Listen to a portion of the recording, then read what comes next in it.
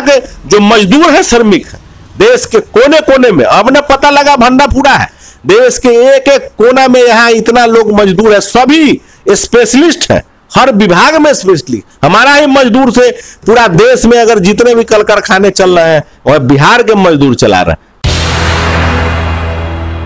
नमस्कार, आप देख रहे हैं चौपाल समाचार। मीडिया के सामाजिक सरोकार चौपाल समाचार का है आधार।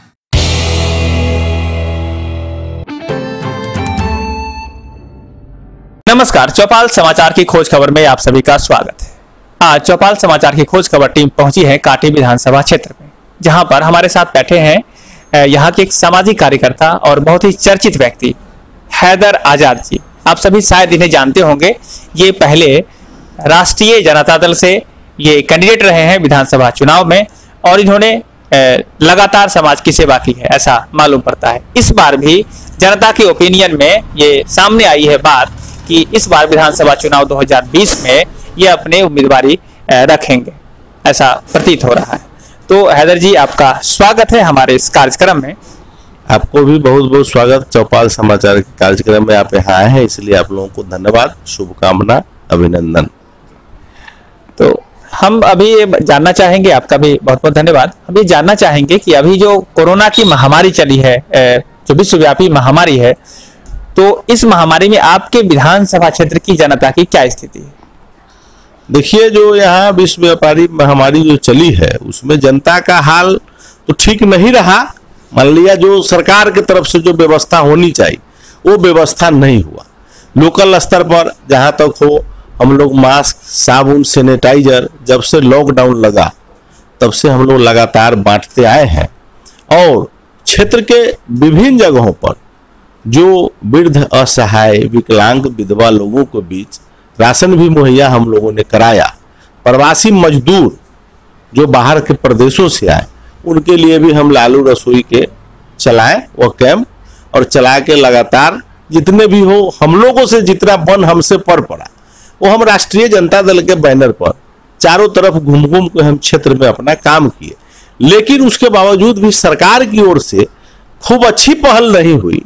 अगर अच्छी पहल होती तो एक तरफ से रेंडम टेस्ट हो जाता, जो लोग बाहर से आए उनको टेस्ट हो जाता। अब वो आए, बहुत लोग माने क्वारंटाइन सेंटर की स्थिति ठीक नहीं थी, इसलिए वहां से घरे भी भाग गए, बहुत मेडिकल जांच नहीं कराए, उसके बाद घर आ गए। अब फिर कितना बीमारी आदमी को पटा आ कितना क्या आई तो था नहीं लग रहा है। हम लोग भी कहीं जा रहे हैं क्षेत्र में तो भीतर से भय बना हुआ रहता है हम लोगों को भी। तो हम मांग करते सरकार से, लगातार हम लोग भी मांग किया है। मैंने आपको लोकल चैनल जो सोशल मीडिया के भी ओर से, टीवी पर भी और अखबार में भी हम लोग लिख के दिए, जिलाधिकारी और मुख्यमंत्री, प्रधानमंत्री से मांग किए कि भाई आप एक तरफ से रेंडम टेस्ट करा दीजिए, जो लोग को बीमारी होगा उसको एक बगल छटनी कर लीजिए और उनको आइसोलेशन में डाल के और उसको इलाज कर दीजिए, फिर फ्रेश लोग अपना काम करेगा। लेकिन ऐसा तो कोई कहीं पहल नहीं हो रहा है, देश के किसी कोने में ऐसा पहल नहीं हो रहा है। हम तो लोग लगातार मांग कर रहे हैं कि काटी में ऐसा हो। तो आपके विधानसभा क्षेत्र में आपके हिसाब से सरकार के द्वारा की गई मदद को आप कितना आंकते हैं, कैसा आंकते हैं? नहीं, उस हिसाब में तो सरकार फेल है। कोई हॉस्पिटल में जो व्यवस्था मिलना चाहिए, आप जाके हॉस्पिटल कर्मी से पूछिए। इधर के दिनों में कुछ सामान आया है, कुछ पहले तो माने बुझिए कि लोग, डॉक्टर लोग अपना से, हम लोग मास्क देते थे, उसके बाद में लोग लगा के, कुछ स्टाफ गया उसके लिए मिलता था, बाद में कुछ सामान इधर आया है, सैनिटाइजर, पीपीई किट। हमारे 2 माने स्वास्थ्य केंद्र है कांटी विधानसभा में, मरवन में और कांटी में, उसमें जाके हम लोग पीपीई किट, सैनिटाइजर, मास्क हम लोग भी डोनेट किया है, वहां दिया, अपना स्तर से दिए हम लोग।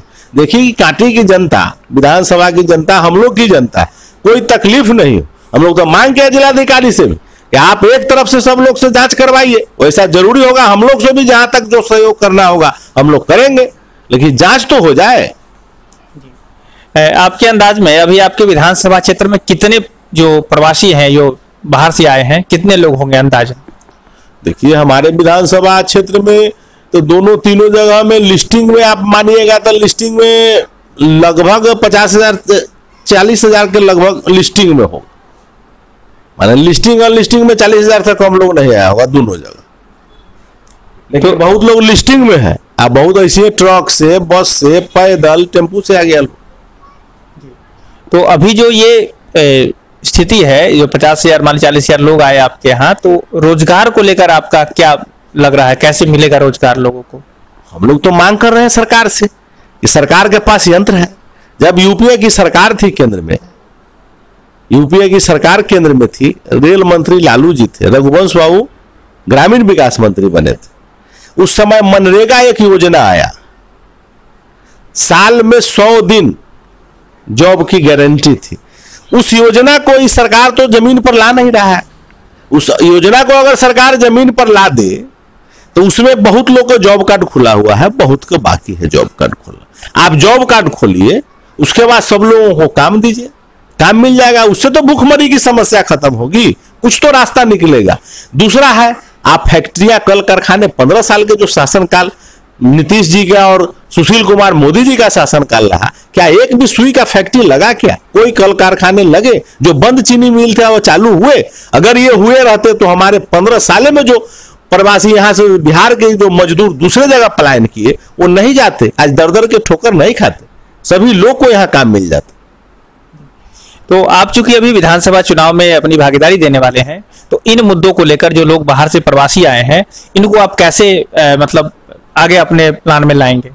अरे हम लोग को जनता यहाँ से चुनेगी, जाएंगे सदन में, तो हम लोग लगातार, जो हमारी सरकार बनेगी, हम लोग को लगातार प्रयास रहेगा कि बिहार के मजदूर बिहार में ही कैसे यहाँ पर उसको काम मिले, कैसे करें। हम लोग कल कारखाने छोटे से लेके बड़े तक उद्योग लगवाएंगे।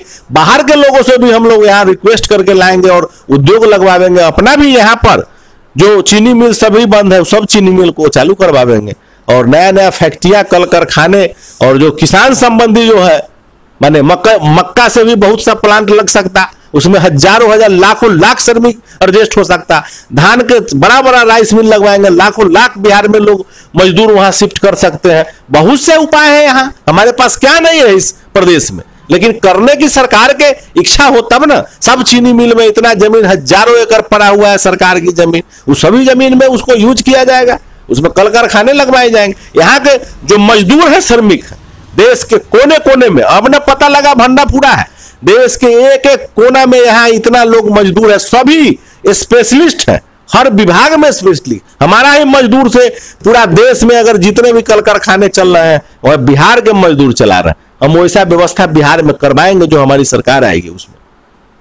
जी, रोजगार को लेकर आपकी तैयारी चल रही है, प्लान चल रहा है कि आप विधानसभा में आएंगे तो आप इस विषय पर बात करेंगे। जी, अब मुझे बताएं कि आपका जो क्षेत्र है वो कृषि प्रधान है, बेसिकली कांटी में बहुत सारे किसान रहते हैं, तो किसान को लेकर क्या योजनाएं हैं आपके मन में चल रही है जो आप आने वाले विधानसभा चुनाव में उनके के लिए आएंगे? देखिए, यहाँ तो ग्राउंड लेवल पर आप जाके सर्वे कीजिए तो किसान तो खेती करने से भाग रहा है, खेती नहीं कर रहा है। कारण है जो सरकार की पॉलिसी, वो पॉलिसी अच्छी नहीं है। बीज भी महंगा दर में खरीद रहा है लोग, खाद भी महंगा दर में खरीद रहा है। डीजल अनुदान की घोषणा है, लेकिन डीजल अनुदान उसको समय पर नहीं मिल पाता, भरपूर नहीं मिल पाता है, नहीं मिल पाता है। उसको जो सरकार का निर्धारित मूल्य है निर्धारित, उसको भी समय पर नहीं खरीदारी होता। मालूम हुआ कि धान की फसल आज तैयारी हो गई, 3 महीने के बाद खरीदा, तब तक ले धान काटा, गेहूं बांधने के लिए तैयार है। जहां खाद वाला के लिए ट्रैक्टर के जो जुताई करा वो पीठ पर चढ़ल है किसान के कि हमारे पैसा दियो बेच के। अब वो लगले अपन बेच के दे दिया, कम में पैसा में दे दिया, बिचौलिया माला माल है, किसान बेहाल है। यही स्थिति है। तो अगर किसान को खुशहाल रखना सरकार चाहती है तो उसको बीज और खाद और 24 घंटा बिजली फ्री दे, उससे उत्पादन कराए। उसके बाद मनरेगा के तहत मैं मांग करता हूं प्रधानमंत्री से और मुख्यमंत्री से, जो मनरेगा के तहत जो लेबर है उसको मनरेगा के तहत मजदूर को आप उसमें काम दीजिए और उसका मनरेगा के तहत ही आप पैसा पेमेंट कीजिए। वो मजदूर किसान के यहां जाए और काम करे मनरेगा से, उसको कि मजदूर को काम भी मिलेगा और किसान और मजदूर के संबंध भी अच्छे होंगे। आपने जो बात कही है वो ठीक है, लेकिन समस्या ये है कि अभी आपके क्षेत्रों में बहुत सारे आपदा भी आ रहे हैं जो कि नीलगाय को लेकर है, इन पर भी आपका क्या विचार है? नीलगाय, जंगली सुअर, घोरपरास, ये तीन बहुत भारी संख्या में बढ़ गया है। हम लोग लगातार इसकी मांग मुख्यमंत्री से लेकर जिलाधिकारी महोदय तक कर रहे हैं। लोकल स्तर पर प्रखंड में भी हम लोग उसका ज्ञापन भी दिए और इसकी कई बार मीटिंग भी हो चुकी है। लेकिन यहाँ से बीच के जिलाधिकारी पहले के यहाँ से लिख के भेजे, कई वो आंदोलन हुआ, हंगामा हुआ, उसके बाद भी हुआ कि भाई शूटर आएगा, शूटर भी नहीं आया, नहीं कुछ हुआ। किसान उस तरह के भी तबाही में है, उसके लिए उनके फसल नहीं कट के आ रहा है। हम लोग मांग किए, ज्ञापन दिए मुख्यमंत्री जी से कि भाई आप इन किसानों का मालगुजारी माफ कीजिए, उसके बाद में ऋण माफ कीजिए, नया ऋण दीजिए कि अगले फसल में वो किसान फिर उठ के बैठ सके। पेट काट के वो किसान करते हैं खेती, एक भी अन्न नहीं घर में आ पाता। यही तो हाल है किसान का बहुत बुरा हाल। और जो भी राजनीति होती है मजदूर पर और किसान पर। तो क्या आप उस राजनीति के हिस्सा नहीं बनने जा रहे हैं जो मजदूर और किसान पर किए जा रहे हैं? हम तो बनना चाहते हैं, तब ना मांग कर रहे हैं।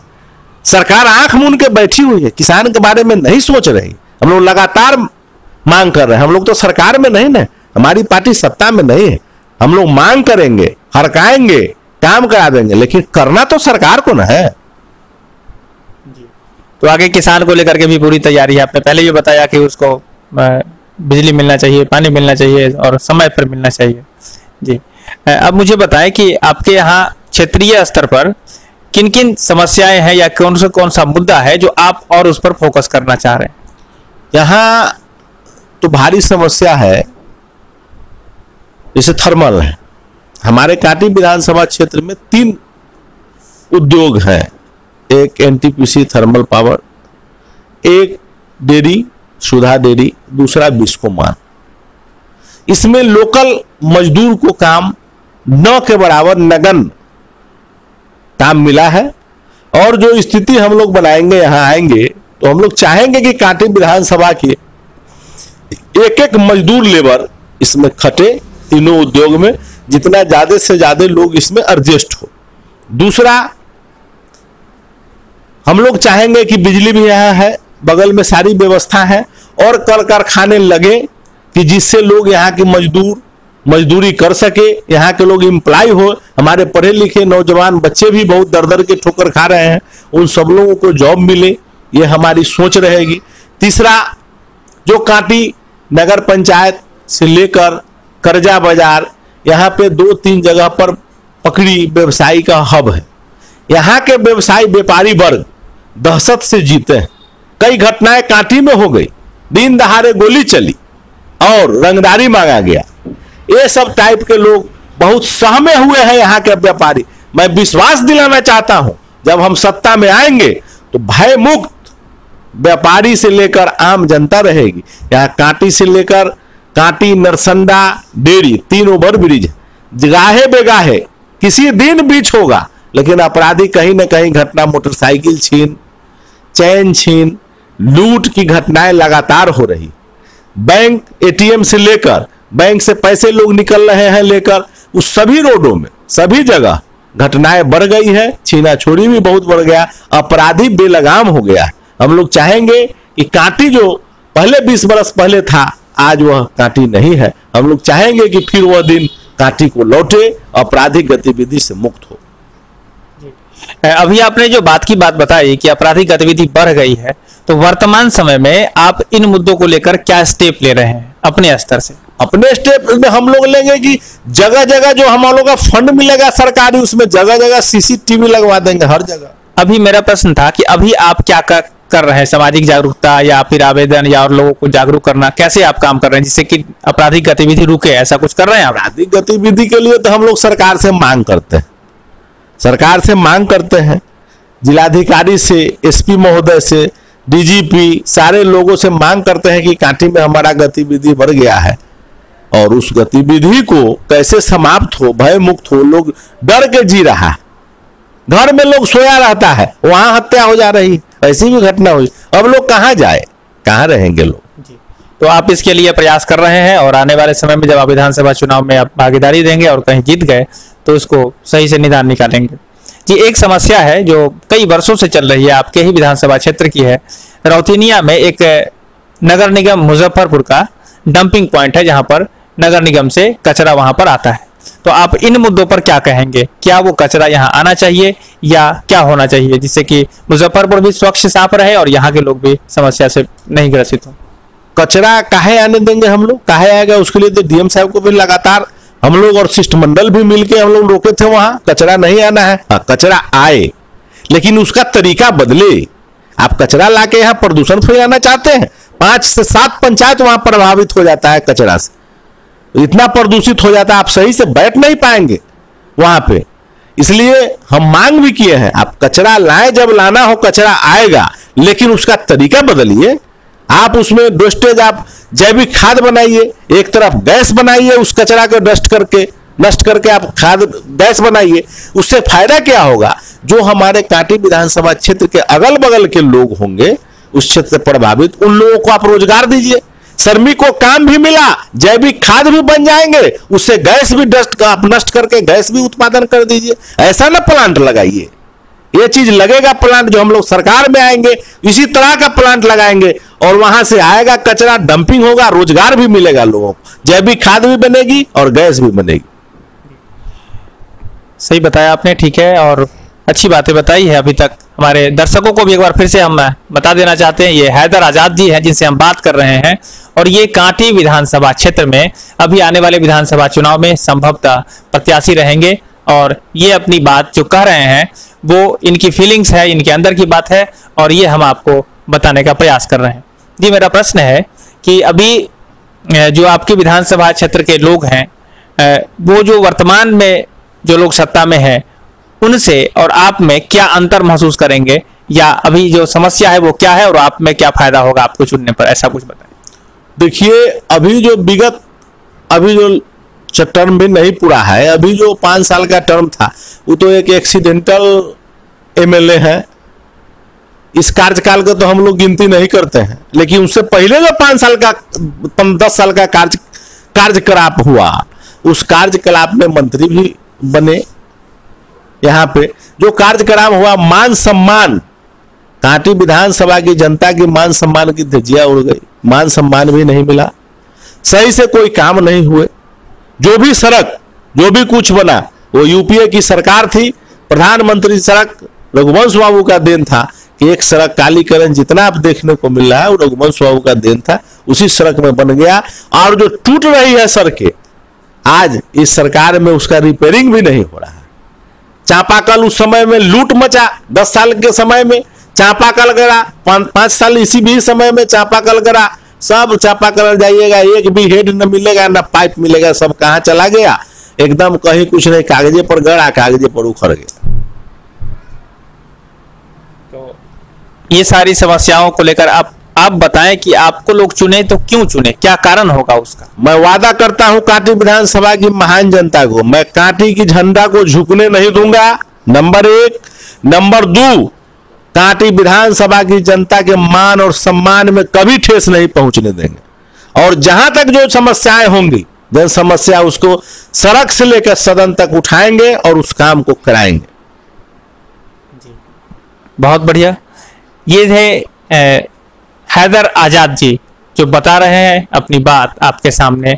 हम सभी बैठे हैं अभी चौपाल समाचार के खोज खबर कार्यक्रम में और आप हमारे दर्शक इतने देर से जुड़े हैं हमारे साथ, आप सभी का बहुत बहुत आभार है, धन्यवाद है। मैं एक आखिरी बात पूछना चाहूंगा आपसे कि इस कोरोना महामारी में अभी जो आने वाला विधानसभा चुनाव है जिसकी तैयारी में आप जुटे हैं, तो कोरोना महामारी से कैसे आप संभलते हुए आगे काम करेंगे, क्या क्या स्टेप आप उस पर उठाएंगे? अभी जो है स्थिति कोरोना का, तो सरकार तो छोड़ दिया जनता को भगवान भरोसे कि आप यहाँ भगवान भरोसे रहिए। सब सरकार लग गया चुनाव, केंद्र सरकार हो एनडीए के, चाहे बिहार सरकार हो, सब लोग लग गया चुनाव की तैयारी में। इसलिए हम निवेदन करेंगे, आरजू आग्रह करेंगे कांटी विधानसभा की महान जनता के कि भाई सब लोग मास्क लगाइए, सैनिटाइज रखिए और फिजिकल दूरी बना के रखिए कि इस बीमारी से हम लोग बच पाए। पता ही नहीं लगता है कि कौन अच्छा है कौन बीमार है, इसलिए सब लोग को एहतियात करना है, बचना है इससे। यही हमारा सुझाव है, आग्रह है, सुझाव भी है और आग्रह भी। आपका बहुत बहुत आभार हैदर आजाद जी, हमारे साथ इतनी देर से बने हुए हैं। और हम अपने दर्शकों को भी कहना चाहेंगे कि आप हमारे साथ इतनी देर से बने हुए हैं और इन्हें सुन रहे हैं, तो आपका भी बहुत बहुत आभार है। और हम ये आगे आशा रखेंगे कि आप जो प्रश्न पूछेंगे वो कमेंट के माध्यम से हमसे पूछें, और फिर आने वाले आगे समय में विधानसभा चुनाव के बीच में या उससे पहले भी लगातार जो प्रश्न आप इनके विषय पर पूछेंगे, हम आकर इनसे बात कर उन प्रश्नों का जवाब लाकर आप तक पहुंचाने का भी प्रयास करेंगे। आप सभी का बहुत बहुत आभार, धन्यवाद। मैं अभिषेक आनंद, चौपाल समाचार, मुजफ्फरपुर के लिए।